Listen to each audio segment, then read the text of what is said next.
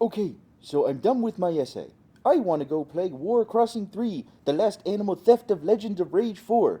Mr. Spiker said I should go over, revisions first. But I don't know how. I think I'll just turn it in.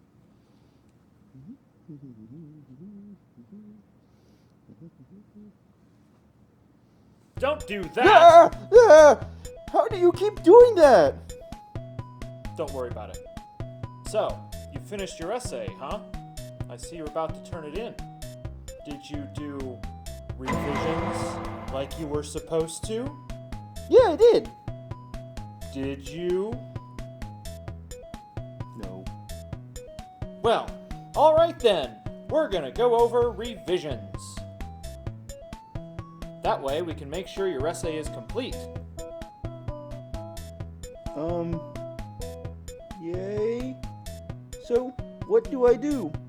Well, there are lots of ways to do revisions, but here's my method. It has 4 steps. First, we're going to make sure that your essay is complete.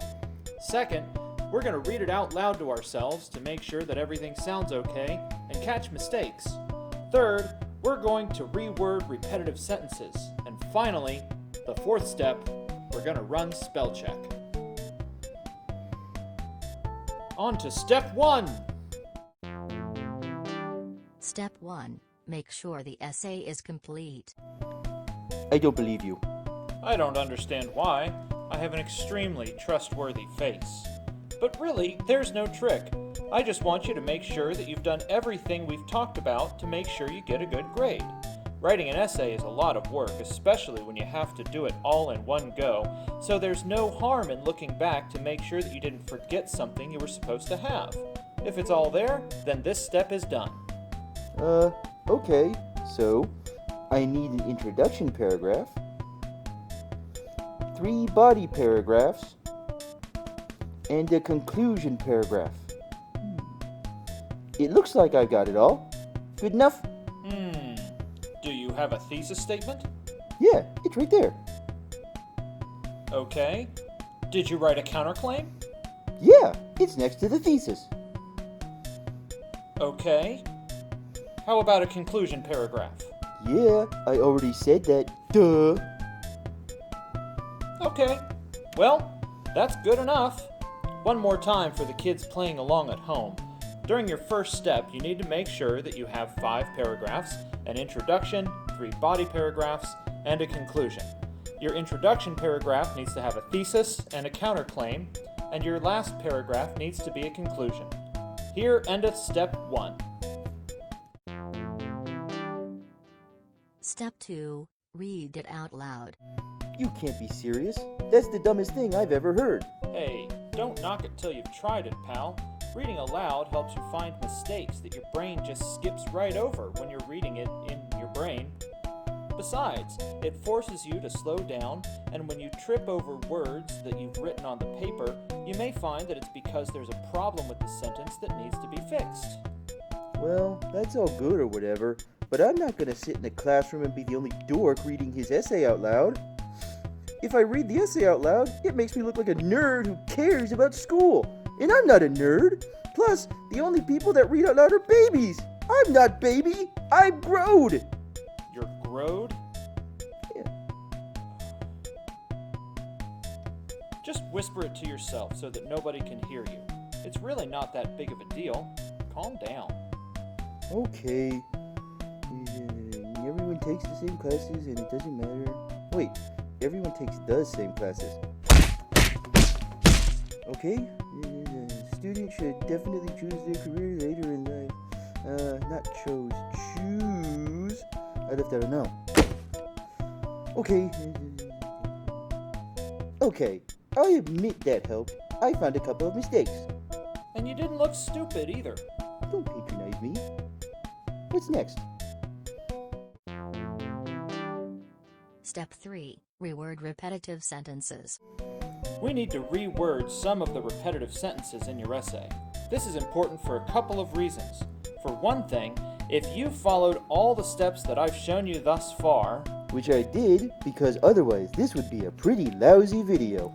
Then, you've copied and pasted your thesis a couple of times, your topic sentences are reused, your transition sentences all seem the same, and it's all in service of having the whole essay laid down for us to work on. And now it's time to work on it. Okay then, how do I reword a sentence? Let me go get something to write with.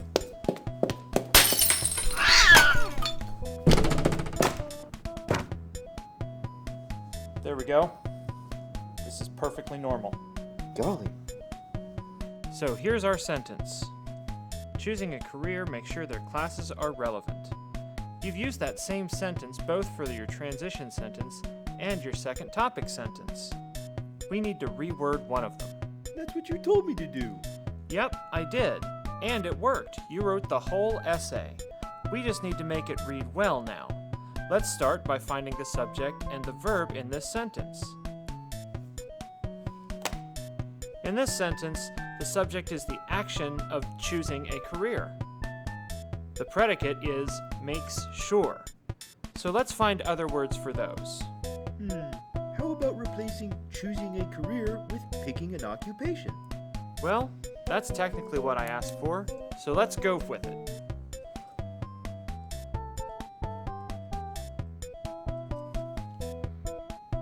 What about makes sure their classes are relevant? Guarantees their classes matter? Perfect.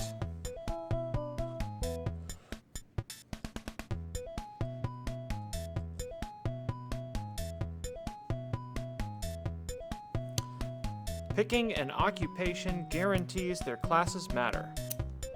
But we're not done yet. Of course we're not. Sheesh. Let's do a switcheroo. How did you do that? I saw a tutorial on TickTube.